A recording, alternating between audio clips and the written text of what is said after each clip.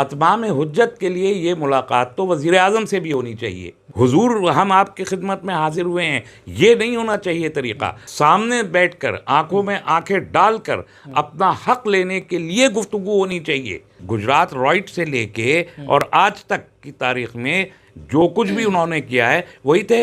जब सीए और एनआरसी के मौके पे सीने पे हाथ मार मार के कह रहे थे कि क्रोनोलॉजी समझिए, वही थे जो कश्मीर का मुद्दा यहाँ उठाया गया। उन्होंने कहा कि 370 के बाद कि हम करके दिखाएंगे। वो कहते थे कि हम 1 मिनट में बदल देंगे। अभी हाल में उन्होंने कहा कि हम उल्टा टांग देंगे। आज आप वही कश्मीर का मसला उनके सामने कैसे रख सकते हैं जब आप वहाँ पर हिमायत करके आए थे? आज वो मसला रख रहे हैं कि वहाँ जुल्म हो रहा है। जिस शख्स से मुलाकात हुई है उस शख्स का एटीट्यूड टुवर्ड्स दी कम्युनिटी क्या है, ये हम देखेंगे। आप जो हमले कर रहे हैं, ये हमले में जो लोग जिनकी लिंचिंग की जा रही है, जहां फिसाद बपा किए जा रहे हैं, जहां मसाजिद पे हमले किए जा रहे हैं, वो तो सारे के सारे ही ये सो कॉल्ड पसमानदा ग्रुप के हैं। उसी को लेके जमीयत उलमा वहां गया भी था, वो तो रुके नहीं। वो तो उसके बाद भी एक वाक़या पेश आ गया।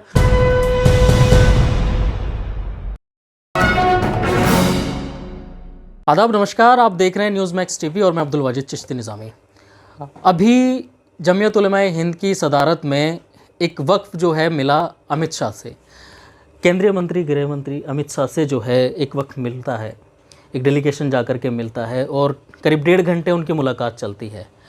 इस मुलाकात को आप किस तरह देख रहे हैं? सबसे पहले तस्लीम रहमानी साहब। देखिए, हुकूमत में जो भी ज़िम्मेदारान हैं उनसे मुलाकातें सबकी होनी चाहिए। ये बात हम जब से सरकार बनी थी बीजेपी की 2014 में, तब से ही कह रहे थे, क्योंकि हम as a community 140 crore citizen में हमारा भी शुमार है। तो हमारी जो नुमाइंदा तंजीमें हैं उनको सरकार से ही राब्ता करना चाहिए। जो भी मसाइल हैं, जो भी मामलात हैं, हर कम्युनिटी के मसाइल होते हैं। जब एक मुल्क में रह रहे होते हैं सब मिल के, मसाइल को हल करने की जिम्मेदारी सरकार की होती है। तो सरकार से मिलना, और चाहे वो हमारे नज़रिए के ख़िलाफ़ ही क्यों ना हो, जब दो लोग सरकार में आ गए वो रहेंगे सरकार में और अरबाब हल्लो अक़्द वही बन जाते हैं। फिर हमारी मुखालफत चाहे जितनी हो, बहैसियत वज़ीर आज़म, बहैसियत वज़ीर दाखिला, हम में से हर एक स्टेक होल्डर को उनसे मुलाकात करनी चाहिए। मैं इस बात का हामी हूँ और बहुत ज़माने से हूँ। लेकिन इस दौरान में जो दूसरा वाक़या पेश आया कि तंजीमों ने आरएसएस के लोगों से राब्ते की कोशिश की थी, उसकी मुखालफत हमने की थी और अब भी करते हैं। उसकी वजह यह है कि आरएसएस हुकूमत नहीं है। आरएसएस मुखालिफ नज़रिए की एक तंजीम है जिसने अपनी इस्लाम दुश्मनी को कभी भी छुपाया नहीं है। इस मुल्क की सैकड़ों हज़ारों तंजीमों में से एक तंजीम आरएसएस है जो खुल्लम खुल्ला इस्लाम दुश्मनी का दावा करती है और उस बुनियाद पर वो मुसलमानों की मुखालफत करती है। उसके जो हलीफ तंजीमें हैं, बजरंग दल है, विश्व हिंदू परिषद है और हिंदू सेना है, हिंदू सनातन है, बहुत सारी उनके सैकड़ों की तादाद में उनकी हम ख्याल तंजीमें हैं जिसकी वजह से उन्हें संघ परिवार कहा जाता है। ये परिवार बुनियादी तौर पर इस्लाम दुश्मन है और सानवी तौर पर मुस्लिम दुश्मन है। इस फ़र्क को भी बलूज़ रखना चाहिए।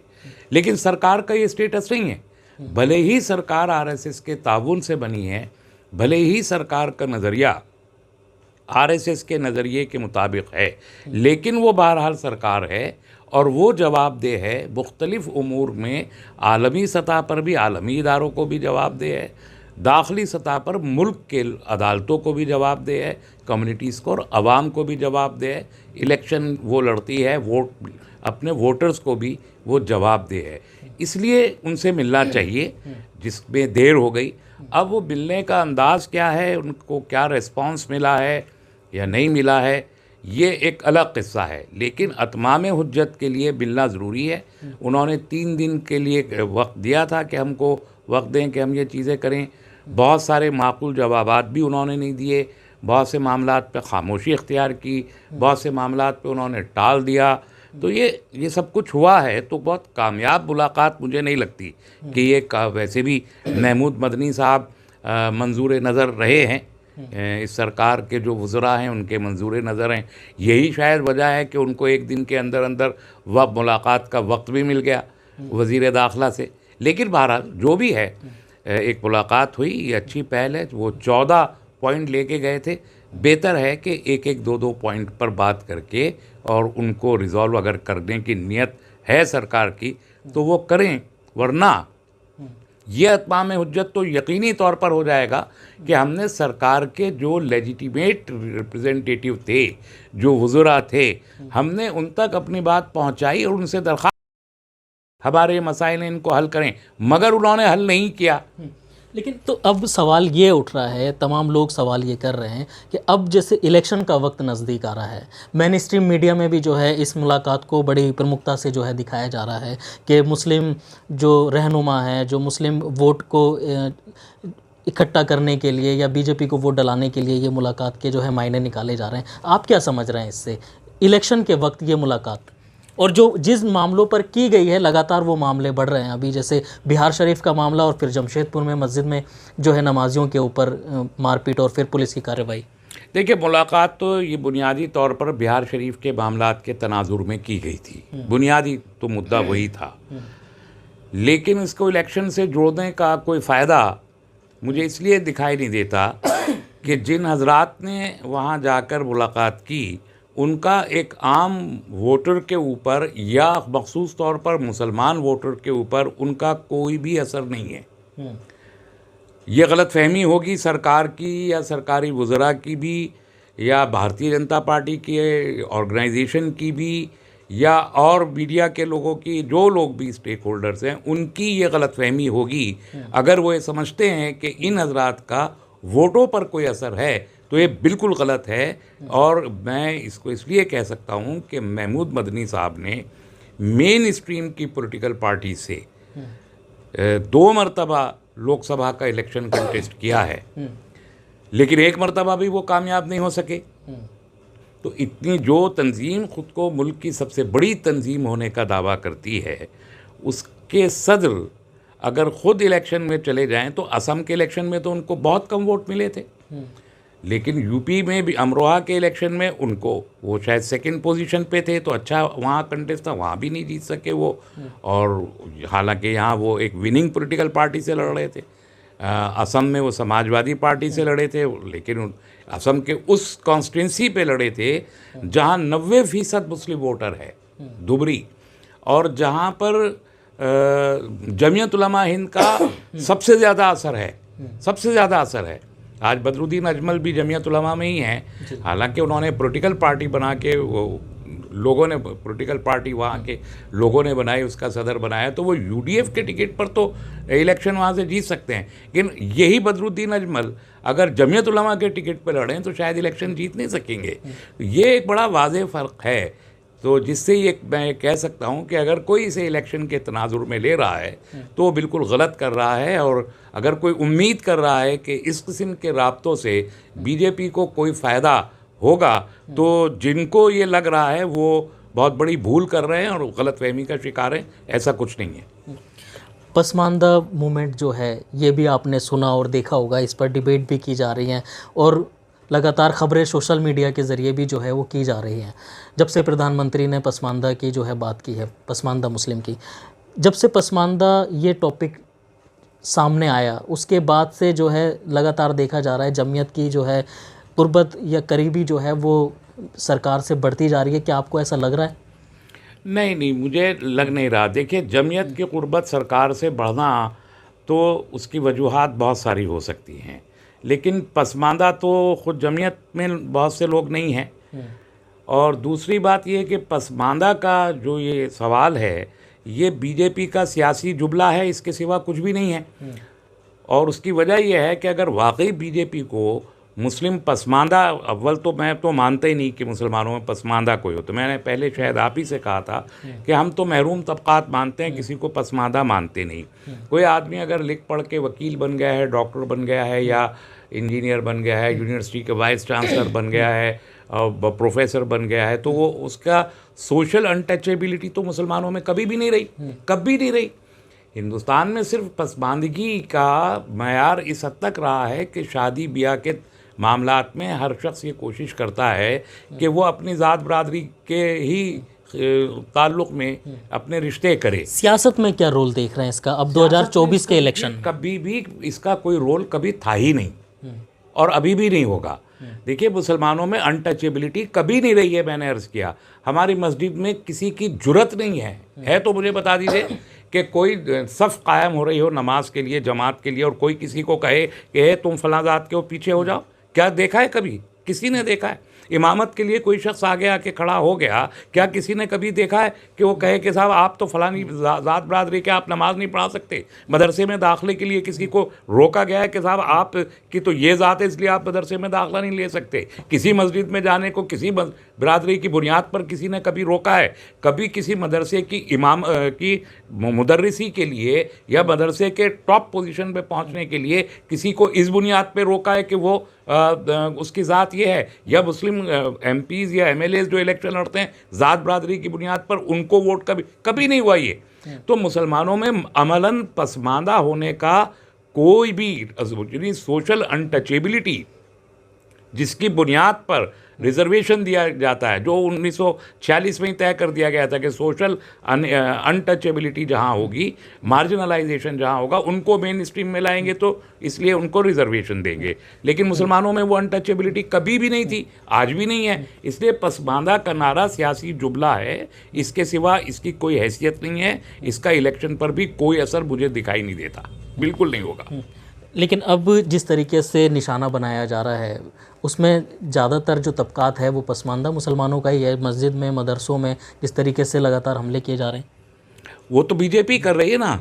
वो उससे भी ज़्यादा मैं ये कहता हूँ कि आर्टिकल 341 के तहत, उसका जो सेक्शन 2 है, उसके तहत जो रिजर्वेशन है वो एक तो सबसे पहले तो हिंदुओं के लिए ही मखसूस था कि हम हिंदुओं के अलावा किसी को नहीं देंगे।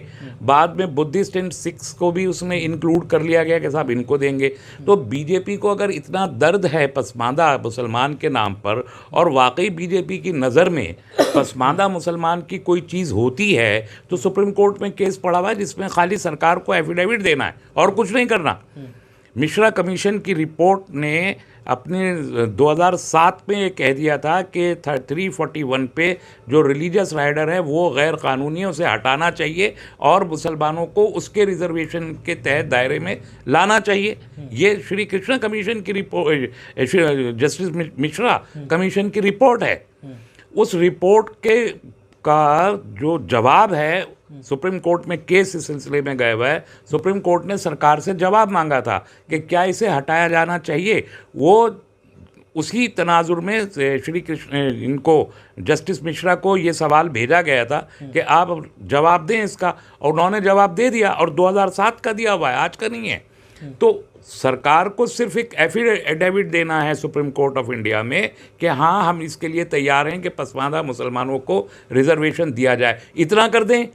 अगर आपको हमदर्दी है तो इतना ही कर दें। आप न सिर्फ ये कि आपने उस एफिडेविट को रिजेक्ट किया, आपने उस रिपोर्ट को रिजेक्ट किया, आपने सुप्रीम कोर्ट में बार बार कोर्ट की तरफ से तकाजा किए जाने के बावजूद कोर्ट में जवाब दाखिल नहीं किया, बल्कि आप जो हमले कर रहे हैं, ये हमले में जो लोग जिनकी लिंचिंग की जा रही है, जहाँ फिसाद बपा किए जा रहे हैं, जहाँ मसाजिद पे हमले किए जा रहे हैं, वो तो सारे के सारे ही ये सो कॉल्ड पसमानदा ग्रुप के हैं। तो और उसी को लेके जमीयत उलमा वहाँ गया भी था, वो तो रुके नहीं। वो तो उसके बाद भी एक वाक़या पेश आ गया। तो आपने तो जमशेदपुर का वाक़या उसके बाद ही पेश आया, और उससे पहले भी, उसके बाद भी आप तो उन्हीं को मुतासिर कर रहे हैं। सवाल यही है ना कि फिर इस मुलाकात के मायने क्या हैं, फिर क्या फ़र्क पड़ा? नहीं, मुलाकात तो देखिए, एक मुलाकात करनी चाहिए, एक रस्मी ही सही। अतमाम हुज्जत के लिए ये मुलाकात तो वज़ीर आज़म से भी होनी चाहिए, और वज़ीर आज़म के साथ मतलब ये सिर्फ जी हुजूरी वाली मुलाकात की ज़रूरत नहीं है कि हुजूर सलाम अलैकुम, हम आपके पैरों में बैठे हैं, हम आपके कदमों में बैठे हैं। अपने इस्तेहक़ाक़ की बुनियाद पर, हक़ की बुनियाद पर सामने बैठकर, आंखों में आंखें डालकर अपना हक़ लेने के लिए गुफ्तगू होनी चाहिए। हुजूर हम आपकी खिदमत में हाजिर हुए हैं, ये नहीं होना चाहिए तरीक़ा। अगर ये तरीक़ा इख्तियार किया जाएगा तो फिर इससे कोई फ़ायदा नहीं होना चाहिए। आप पॉइंट टू पॉइंट डिस्कस कीजिए कॉन्स्टिट्यूशनल फ्रेम में, स्टैटिस्टिक्स की बुनियाद पर, और जो भी डायलॉग का तरीका होता है सरकार से, वो डायलॉग का तरीका इख्तियार करना चाहिए। और आप अकेले ना जाके, यानी एक तंजीम के बैनर को लेके, आप उसमें और तंजीमों को भी इकट्ठा करें, और जो जानकार लोग हैं, इंटेलेक्चुअल्स हैं और दूसरे दानिश्वर हैं, उनके साथ मशवरे करके, उनको शरीक करके, उसमें अगर एक लंबे डायलॉग की ज़रूरत पेश आती है तो वो लंबा डायलॉग भी करें।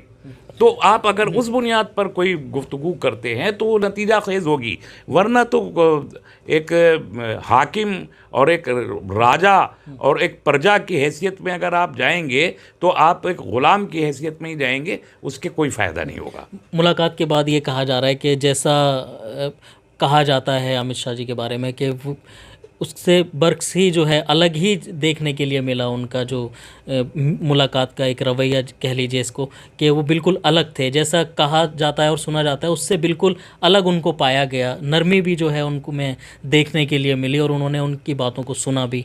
तो क्या इसको क्या देख रहे हैं आप? क्या ये जो आम मुसलमान है वो इसको किस तरह समझे, या सियासी नज़रिए से आप किस तरह समझ रहे हैं इसको? मुझे तो ये बयान बहुत ही ज़्यादा मज़ाक़ खेज़ लगता है। मुझे तो जैसे कहा जा रहा है कि इसमें कीड़े निकालने की ज़रूरत नहीं है। नहीं, वो तो उनका डिक्टेशन से तो हम नहीं चलेंगे ना, कि जमियत उलमा क्या डिक्टेशन देती है, या जो वफद गया था वो क्या डिक्टेशन देता है, या उसकी क्या अंडरस्टैंडिंग है, वो हम उसके तहत कोई फ़ैसला नहीं कर सकते। हम ये देखेंगे कि 23 साल में जिस शख्स से मुलाकात हुई है उस शख्स का एटीट्यूड टुवर्ड्स दी कम्युनिटी क्या है, ये हम देखेंगे। और यानी गुजरात रॉइट से लेके और आज तक की तारीख़ में जो कुछ भी उन्होंने किया है वही थे। जब CA और NRC के मौके पे सीधे पे हाथ मार मार के कह रहे थे कि क्रोनोलॉजी समझिए, वही थे जो कश्मीर का मुद्दा यहाँ उठाया गया। उन्होंने कहा कि 370 के बाद के हम करके दिखाएंगे। वो कहते थे कि हम 1 मिनट में बदल देंगे। अभी हाल में उन्होंने कहा कि हम उल्टा टांग देंगे। तो एक ऐसे शख्स को जिसका 23 साल का पूरा ट्रैक रिकॉर्ड हमारे सामने मौजूद है, सारे मुल्क के सामने मौजूद है, खुद कम्युनिटी के सामने मौजूद है, दलितों के सामने मौजूद है, ट्राइबल्स के सामने मौजूद है, पूरे तमाम एक चीज़ वाज़े है जिसके बारे में उससे 1.5 घंटे के अंदर अंदर आप ये कैसे तय कर लेंगे कि जैसा हम समझते थे वैसा नहीं है, और आप कोई अनजान नहीं है। जो ख़ास तौर पर जमियत उलमा के जो सदर महमूद मदनी साहब, वो तो मुस्तकिल राब्ते में रहते हैं। वो तो 370 के वक्त भी उनको होम मिनिस्ट्री ने भेजा था जिनेवा में प्रेस कॉन्फ्रेंस करने के लिए, जो एक प्राइवेट प्रेस कॉन्फ्रेंस करके कश्मीर में आर्टिकल 370 के बारे में उन्होंने बयान दिया था कि हम सरकार के साथ हैं, हम सरकार के इस कदम की हिमायत करते हैं। उस वक्त यही गए थे, इन्होंने ही भेजा था। और आज आप वही कश्मीर का मसला उनके सामने कैसे रख सकते हैं, जब आप वहाँ पर हिमायत करके आए थे? आज वो मसला रख रहे हैं कि वहाँ जुल्म हो रहा है। और इसके बाद भी आप ये कहें कि जैसा हम समझते थे वैसे, तो आप भी उनको 23 साल से जानते हैं। कम्युनिटी राब्ते में नहीं है, लेकिन ज़ाती तौर पर आप उनके राब्ते में हैं। तो आपने किस बुनियाद पे कह दिया कि 1.5 घंटे की मुलाकात के बाद कि जैसा हम समझते थे? तो आपकी अंडरस्टैंडिंग, जब पहले आप मुलाकातें करते थे उनसे, ज़ाती तौर पर मुलाकातें या तन्हा मुलाकातें, उस वक्त की अंडरस्टैंडिंग में और इस वक्त की अंडरस्टैंडिंग में जो 1.5 घंटे की एक कॉमन एक मुलाकात आपने अपने साथियों, अपने ग्रुप, अपनी तंजीम के लोगों के साथ किए, उस अंडरस्टैंडिंग में ये फ़र्क कैसे आ गया? मैं समझता हूँ कि ये बयान इंतहाई गुमराहकुन है और उसकी मजम्मत होनी चाहिए। बहुत बहुत शुक्रिया तस्लीम रहमानी साहब बात करने के लिए। देखिए, इस मुलाकात के बाद एक सियासी माहौल भी गरमाया हुआ है और तमाम जो मुस्लिमों की क़यादत करते हैं और जो अपने तासुरात बयान करते हैं वो अलग अलग तरीके की जो है इस मुलाकात को लेकर के बातें कर रहे हैं। लेकिन आने वाले वक्त में ये देखा जाएगा कि ये मुलाकात कितनी कामयाब साबित होती है। लेकिन जो मुसलमानों के साथ वाक़यात हैं वो लगातार दिन ब दिन बढ़ते जा रहे हैं। दिल्ली से न्यूज़ मैक्स के लिए मैं अब्दुल वाजिद चिश्ती निज़ामी।